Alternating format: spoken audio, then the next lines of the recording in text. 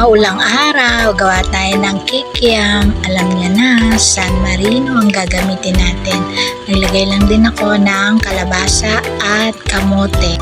Mash lang natin ang kamote at kalabasa at lagay na natin ang ating San Marino tuna. Ayan, nilagyan ko ng itlog, harina, asin, paminta, konting asukal, konting magic syrup para sumarap. Joke, yan. Mekos-mekos, halu-haluin natin mga Mars para lumasa ang ating gagawing kikiam. Dahil maulan, dito lang tayo gagawa. Nilagyan ko lang din ng bawang at sibuyas para mas lalong lumasa.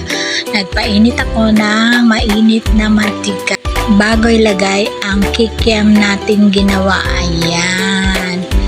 Babalik-baliktad lang natin, hintayin lang natin siyang maging golden brown at gumawa rin ako ng manong sauce para kumpleto na ang ating merienda at ulam. May merienda ka na, may ulam ka pa.